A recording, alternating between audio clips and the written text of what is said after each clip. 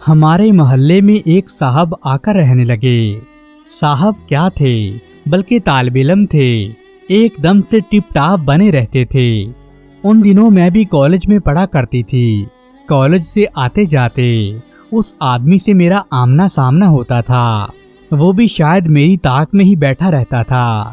جو ہی میں اس کے گھر کے سامنے سے گزرتی تو وہ اپنے دروازے سے نکل رہا ہوتا۔ اس کا انداز مجھے بڑا پیارا لگتا تھا۔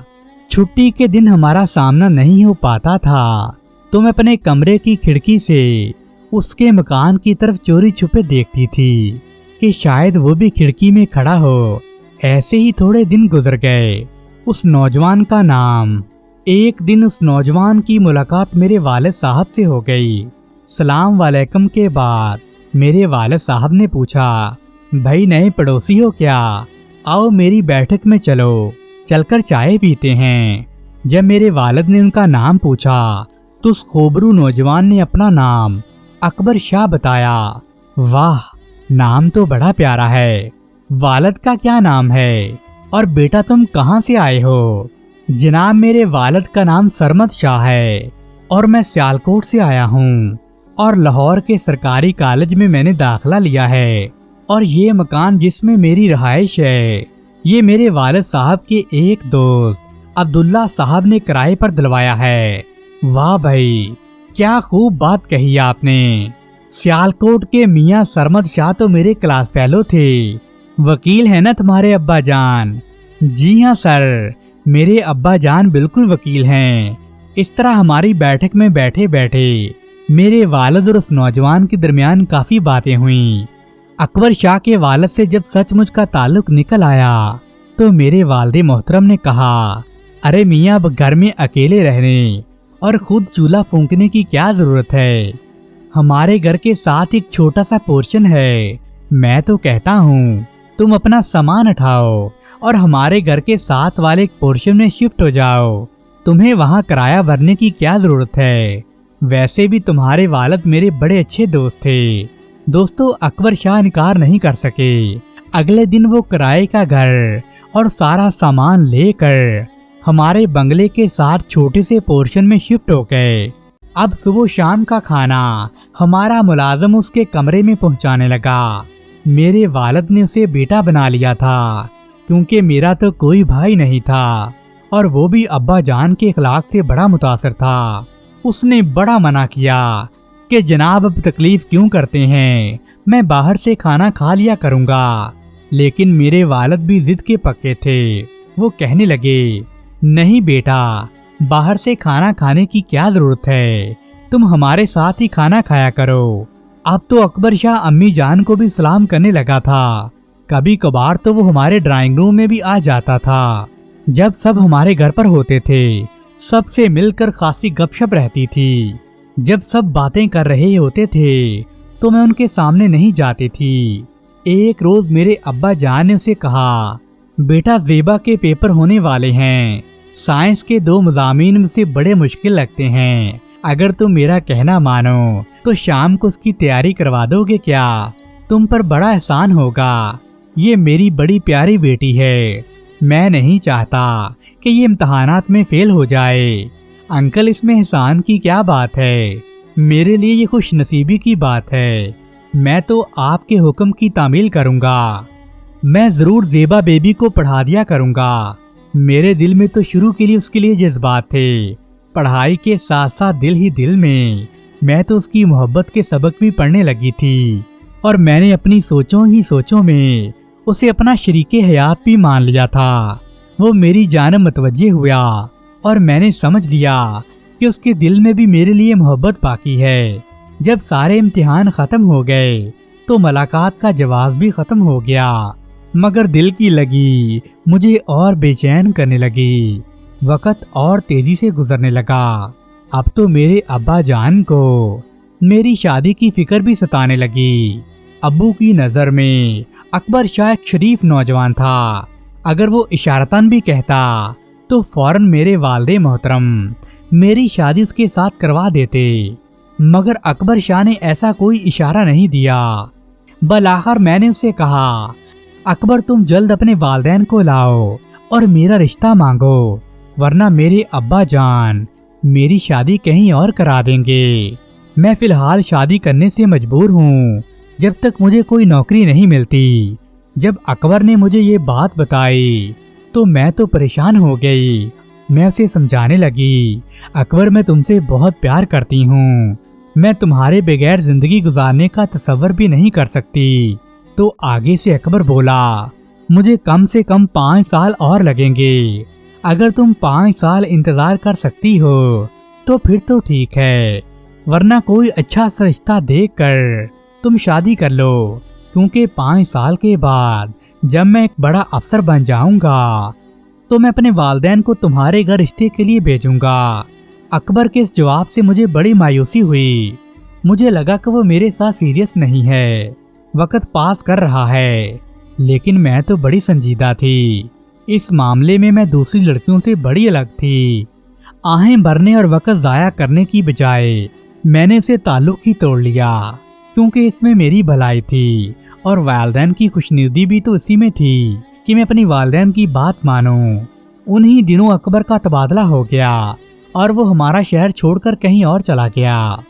اس کے بعد وہ کبھی واپس نہیں لوٹا، نہ ہی اس نے میرے حالات جاننے کی زحمت کی کہ میں کیسی ہوں، کہاں رہ رہی ہوں، میری شادی بھی ہو گئی ہے یا نہیں۔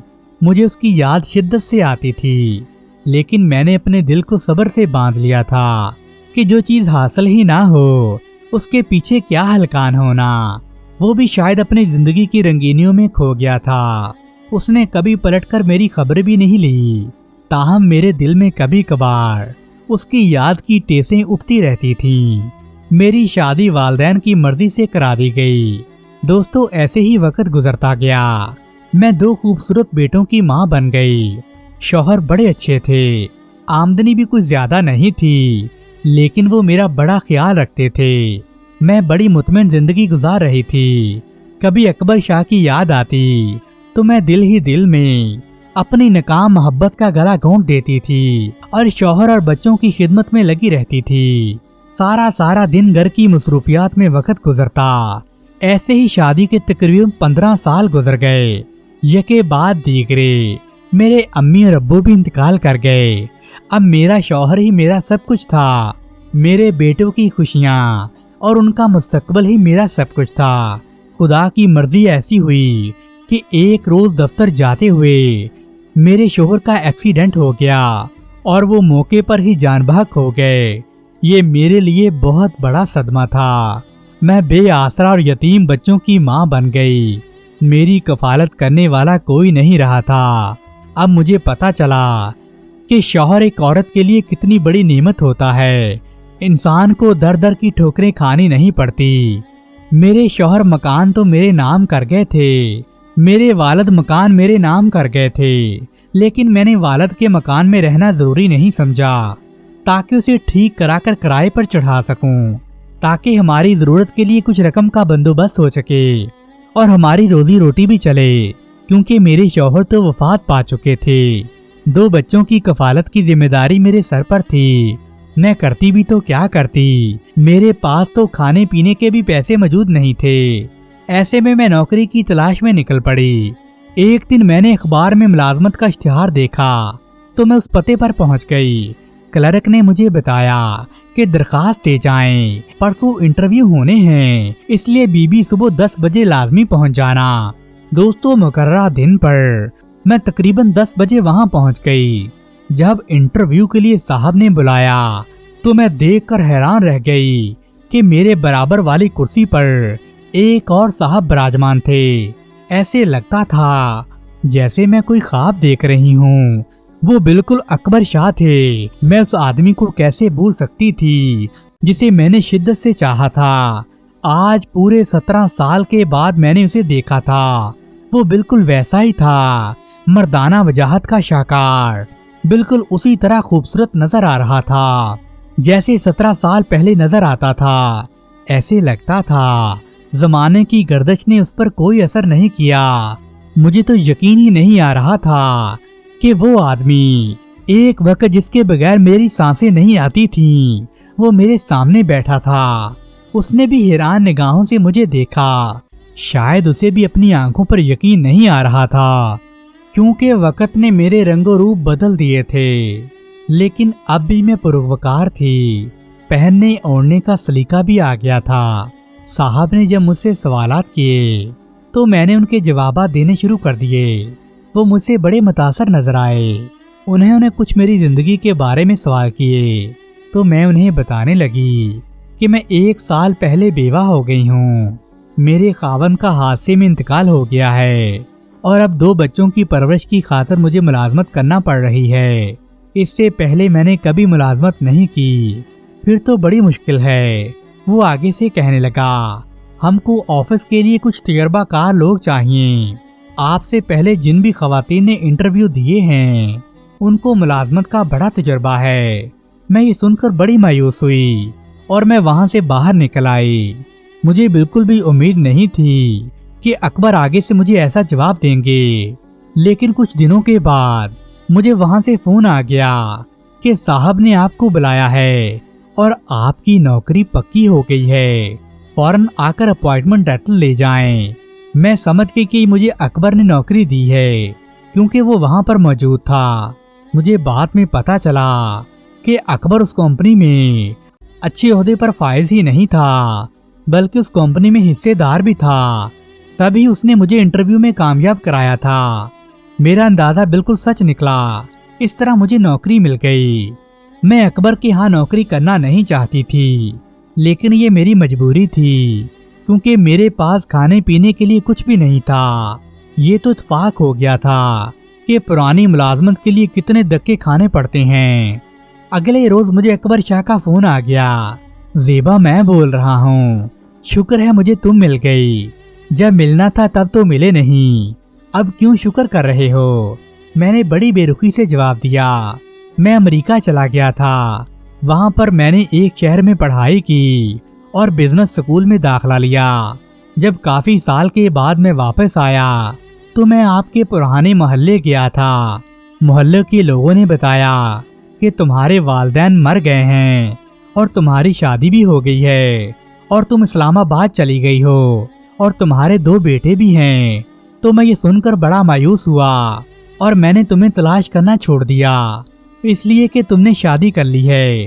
क्योंकि मैं तुम्हारी शादीशुदा जिंदगी को खराब नहीं करना चाहता था, इसलिए मैं दोबारा अमेरिका चला गया।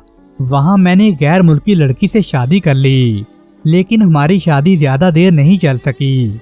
1 साल के बाद मैंने उसे तलाक दे दी। अब फिर से मैं वापस पाकिस्तान आ गया हूँ।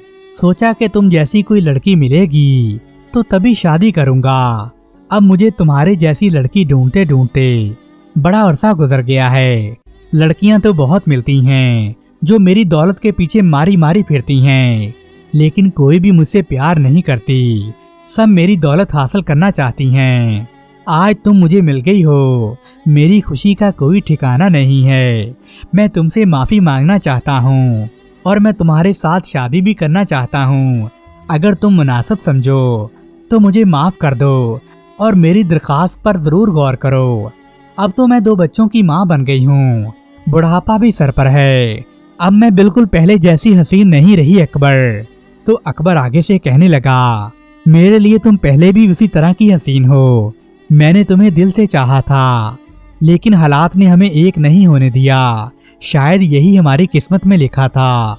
इस तरह काम करते करते मुझे 2 साल गुजर गए। अकबर से मेरी तकरीबन रोज ही मुलाकात होती थी। आहिस्ता आहिस्ता मुझे भी दोबारा उससे प्यार होने लगा।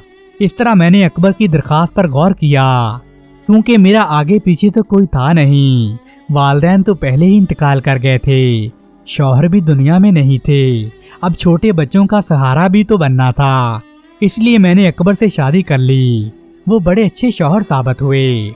उन्होंने कभी मुझे किसी चीज की कमी महसूस नहीं होने दी और हर तरह की खुशियां दी। आज मेरे बच्चे जवान हो गए हैं। अब उनकी बीवियां और उनके भी बच्चे हैं। अकबर को भी दुनिया से गए हुए 5 साल हो गए हैं। आज भी मैं अक्सर वो तमाम बातें याद करती हूँ तो मेरा दिल भर जाता है और मुझे किस्मत दोबारा 20-25 साल पीछे ले जाती है। प्यारे दोस्तों, अगर आपको ये कहानी पसंद आई है तो वीडियो को लाइक करें और अपने दोस्तों के साथ शेयर करें।